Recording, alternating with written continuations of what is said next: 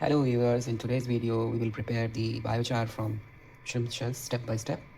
Okay, so we all know that the biochar is a carbon rich solids made when biomass is thermally treated, so it does not fully burn.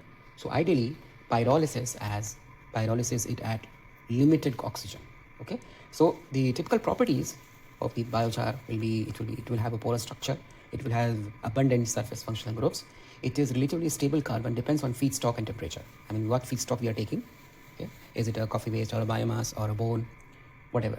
And it has higher ash mineral content for shells because shells are naturally rich in calcium carbonate and salts. Okay, now first of all we should understand how we will prepare biochar step by step. So there is a pre-treatment for shells. Already the shells are pre-treated. Okay, so these are shells, you can see these are shells, shrimp shells, so they are pre-treated. Okay, and they should be washed thoroughly with tap water, DI water, to remove the adhering impurities or fells or salts. Okay, now there is optional desalting if there is marine shells or shrimp shells, so you have to soak in warm DI water for around 30 to 60 minutes and repeat this 2 to 3 times so that all the salt is being removed. Now we have to dry it to constant mass at 105 degrees C or 103 degrees C plus minus 5 and check drying every 1 or 2 hours until there is a constant mass, there is no negligible change, so you will get a constant weight after drying. Then you will crush it. So I have not crushed here, I will not crush here basically, to reduce the size for consistent yield and heating. So you will crush that to 2 to 10 millimeter pieces. Too fine powder can restrict if you're burning in inert gas, so it will if you have fine powder, that will be the flow will be restricted. Okay, and it will burn throughout faster in here. No inert gas, if you don't want to burn, I will be burning in no inert gas, so you will fill to 60 to 80%. So I mean the tubes. Okay, you can see the tube here, this is the tube here, so we will fill it 60 to 80%. So we'll leave the gap, we will not fill it to the neck. Okay, and place table in the muffle furnace, and the ramp heat usually is 5 to 10 degrees C per minute. The target temperature plus holding residence time should be 500, 600, 700. So the holding time here is lying from 30 to 60 minutes, and then we will cool it, and then we will show you the solid. Okay, and for the again you will be grinding it to the size 75 to 250 microns, and then you will store in a tight container. So for the yield, okay, so you will be getting the mass after pyrolysis and the initial mass, so in that case you will get the yield percentage. So viewers, for making the bovine biochar, these are our shrimp shells. Okay, so we will go step by step in today's video. First of all, we will dry it in the oven. Okay, in order to check the moisture of the prepared, or you can say later on we will prepare the biochar. First of all, we will find out the moisture content of these shrimp shells. So already I have put this crucible. Okay, tear it up, then I will add around 10 grams. Okay, you can take the specific amount to 5, 10 depending on your requirements. Okay, and then I will dry it for around 30 to 60 minutes, so until a constant weight is obtained. This is the procedure as per US EPA, okay, or standard method procedure. Okay, later on also I will tell you the exact method name. What is the exact method name, ASTM or US EPA method. Okay, now I will add certain amount of shrimp cells, okay, because this has already catch moisture. So I have taken around 20.04, approximately 20 gram or 10 gram. Then I will keep this full crucible into the oven. Okay, so usually the ideal thing is you will take the tare weight of this, and then take the weight of this, and then the how much amount you added. So what I have done, instead of doing that, I have tared it and then added 20 grams. So immediately after drying in the oven, I will cool it in the desiccator and take the final weight. So this will give me the total moisture content.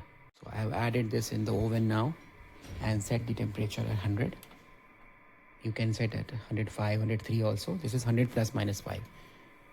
So now close it, and then after 30 to 60 minutes we will take the weight of this. Now after 60 minutes I will take this out. Okay, cool in a desiccator and take the final weight. I have kept in the desiccator. Okay, and actually we had to take the weight of this crucible. So what we will do, we will pour out this into aluminum foil and take the weight. Okay, so the total mass is around 19.56 after drying. Okay, and the ASTM method is ASTM DD216. So this is the ASTM method for finding out the moisture in solid substances. It could be soil or anything. Now let us find out the moisture content. Now you can see that initial weight was 20.04 gram and final is 19.54. The weight loss is around 0.5. You take the difference of this. So the percentage of moisture is W1 minus W2 upon W1. So W1 is your weight with the moisture, W2 is your dried weight, and this is your, so this is around 2.50, so approximately 2.50%. So the moisture quantity here is 2.5% and total solids is 97.5. Okay, although it does not look realistic, so we need to dry again until we get a constant weight. Okay, so re-drying we will do at 103 to 105 degrees C, and this is as per ASTM AE871 or EPA 160.3. Now since this was sun dried, oven dried, so this is normal to expect, but we will dry it again. So for the sun dried it should be 8 to 50%, 8 to 15% moisture. We are at 2.5. Oven dried 3 to 8%. And if it is a fresh shrimp you collected, so it should have 60 to 75% moisture. And if it is, even if it is well stored, so it could have the moisture for 1 to 4%. Okay, and now what we will do, we will dry it for another 1 hour and check the moisture content again. So I have stored again the shrimp. And also the over drying means if you are drying it for 4-6 hours, because you already got a constant weight, so it will affect the biochar yield, even your FTIR and XRD interpretations, and even it could alter the functional groups. Okay, that will be present on your biochar.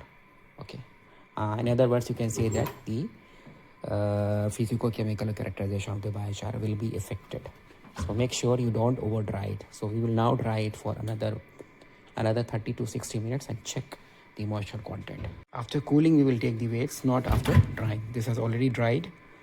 Okay, then we will take the final weights after cooling and then see the difference. Is it 20%, 5%, 50%? You can see that the after drying second time it is 19.44. so if you calculate the weight loss here is in the second cycle is 20.04 minus of 9.45, so which is equal to 0.69. Earlier it was 0.50, so 0.69 upon 20.04. so this you can calculate. So here the weight loss has significantly, not significantly, a little bit increased. Okay, now this is all about the finding of the moisture. Okay, now for the bone based samples we have to burn for, let's suppose which is calcium rich. If you want calcium rich ash, so the temperature should be 800 to 900. For bone 700 degrees C, and also we have to make sure that we are burning in inert air or simple pyrolyzing. Okay, now second thing, if you have a shrimp, so we have to burn in the range 400 to 550 degrees C, and usually the weight loss for the shrimp is less than equal to 8 to 10%, so which is in the line here. And we have to also make sure that there should be not high amount of moisture present in our sample, so this will cause a high energy loss per pore collapse, and also it will lead to non-uniform heating. The uniform heating will not be uniform. Okay, and also there would be development of poor surface area, which will be very negative for our adsorption studies. Okay, now let's start the burning of our dried shrimp cells. I have already loaded the dried shrimp cells into this stainless steel tube. Okay, now what I will do, as you saw in my previous videos, I talked about slow pyrolysis and fast pyrolysis. So this is my time 1 and time 2. This is the holding time, and this time 1 basically means how much time it will take to reach this T1. Okay, So let's put this to 20 minutes, and just for understanding the the concept of making the bovine biochar, or you can say the biochar. So let's do this for 500 degrees C, and then let's put this at 30 minutes. Okay, and also make sure, check the airflow. So here airflow is 490, so this is okay, it should be 420. Now we will start our pyrolysis.